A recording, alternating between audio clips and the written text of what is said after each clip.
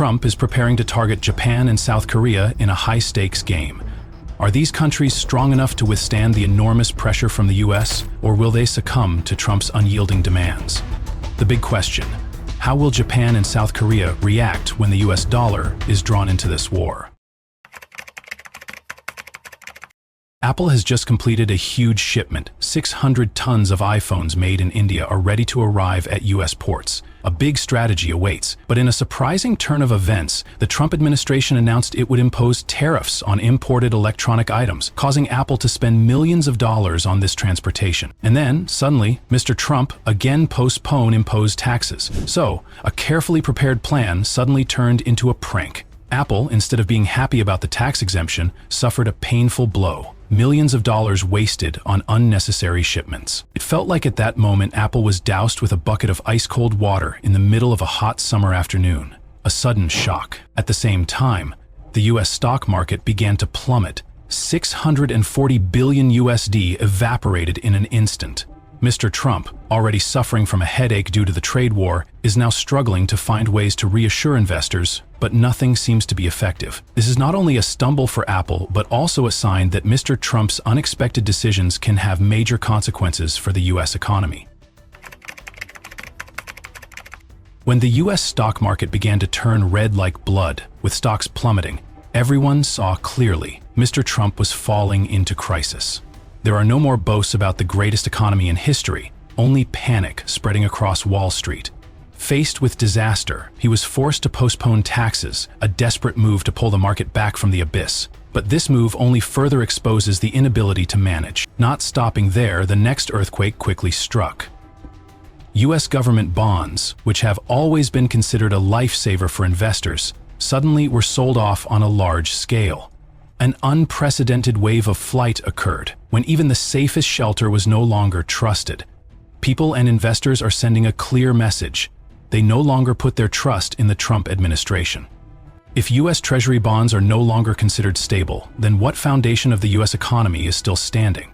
When the symbol of safety is questioned, the USD, the heart of the global financial system, cannot avoid shaking. And here the big question arises. Is Trump still capable of leading America through this storm? Or does he only know how to fiddle with temporary policies, trying to patch the consequences of his own wrong decisions? Can America continue to bet its future on someone with uncontrollable beliefs?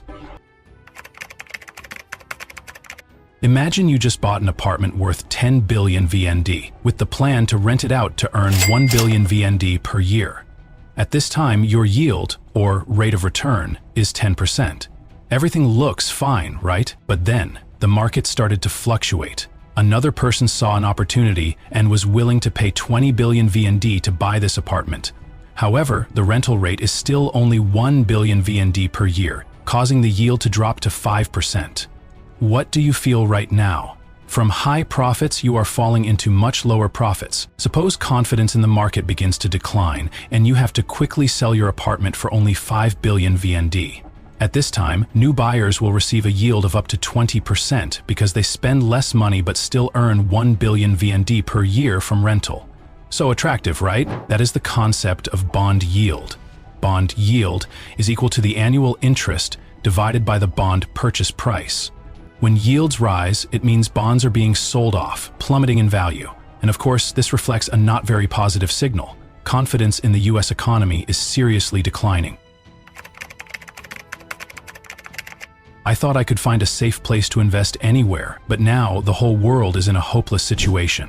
Surely you will find it hard to believe, but Switzerland, a country that has always been considered a symbol of stability, is considering applying negative interest rates. That's right, depositing money in the bank is now not about making profit, but you have to pay fees instead of receiving interest. Sounds confusing, right? But this is reality. Why is that? The answer is simple. There is no safe choice anymore. The stock market is in free fall, gold fluctuates like waves, and real estate is almost frozen. Investors now no longer dream about making profits. They only hope to minimize losses, accepting a little loss is better than a lot. As for bonds, things are even worse. In the US, bonds were sold off at breakneck speed, causing their value to plummet. A person once spent 10 billion to buy bonds, but now can only resell them for 7 billion. This pushed bond yields sky high, but was also a sign that confidence in the US economy was crumbling. When all investment options are engulfed in uncertainty, investors have only one decision left: to quickly cut losses and accept the loss because there is nowhere to take refuge. When US bonds were sold off massively, many investors received a mountain of cash, USD. But the ironic paradox is they don't want to keep those dollars. Why? Because the USD is devaluing rapidly, and worse, they no longer know where to put their money safely. This is not just an investment crisis, this is a crisis of confidence. People began to flee from the currency that was once considered the strongest in the world, the currency associated with America's reputation. Under Trump, that trust is being eroded day by day. So where will that huge flow of money go? Will investors turn to gold, which is always considered the last refuge? Or Bitcoin, an asset that was once called a bubble but now looks more trustworthy than the USD? Or even worse for America, will that money flow to German and Swiss bonds, countries that are trusted more than Washington? This is not just a financial story. This is a clear sign that America is losing its leadership position. An economy where even the government's currency can no longer be trusted. What is left to save?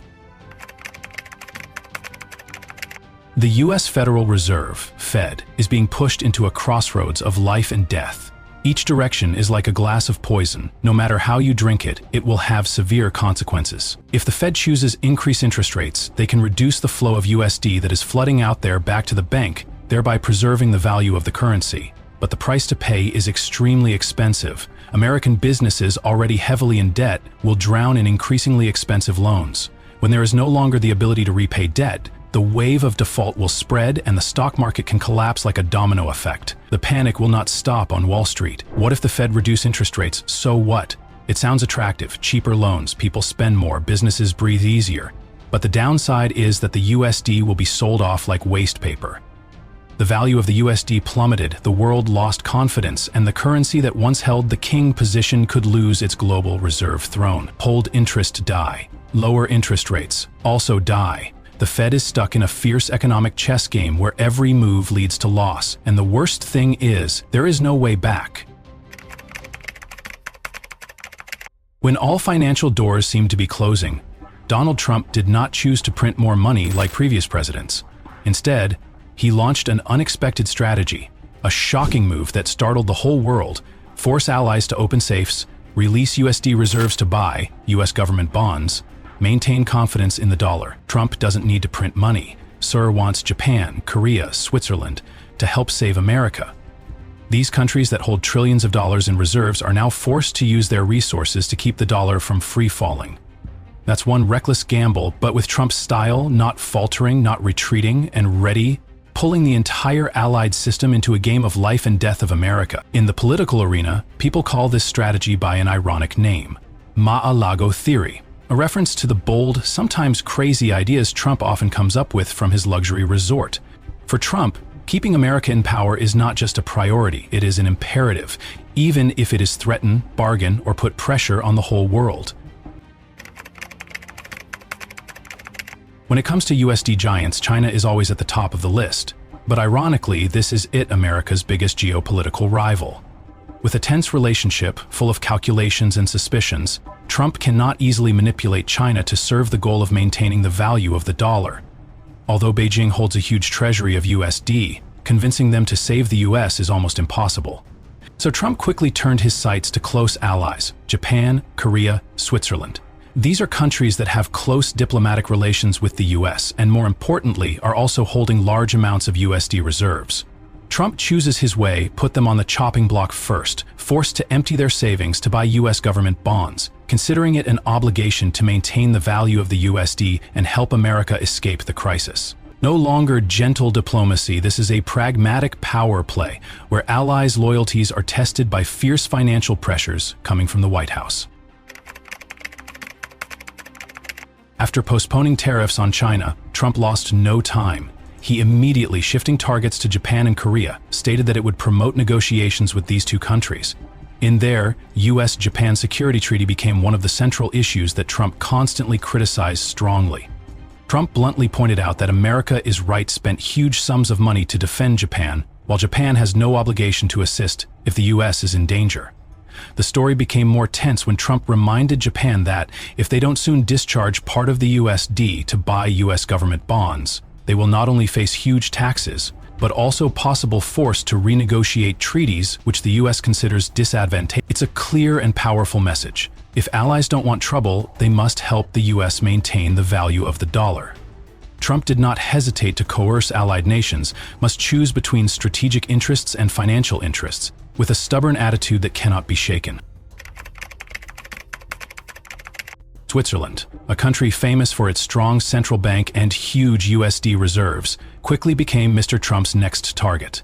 But this time, the message is no longer suggestive, but one sharp, implicit warning. If Switzerland refuses to empty its savings, to buy US government bonds, the consequences will come quickly and direly. Trump has it in hand, the big stick called currency manipulation, a label that just being applied is enough to shake the Swiss economic image in the international arena. If tensions escalate, the US absolutely can pressure to remove Switzerland from SWIFT, the global financial payment system that the US controls.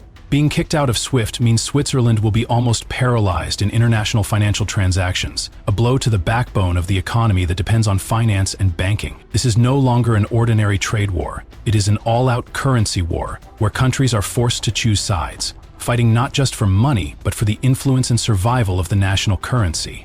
And if Trump continues to the end with his strategy of forcing allies to buy bonds, this hidden war could be more devastating than any tariff war that has ever occurred.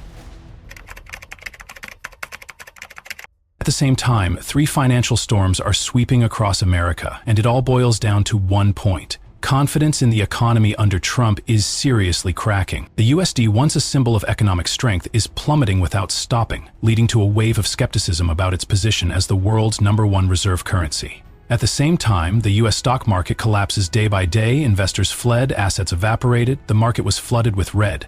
As for government bonds, which are considered the safe haven of last resort, yes, were sold off en masse, causing yields to skyrocket and values to fall into freefall. These three blows are not simply declining financial indicators, they are a huge blow to Trump's economic policies, clearly showing disorientation, confusion, and lack of trust.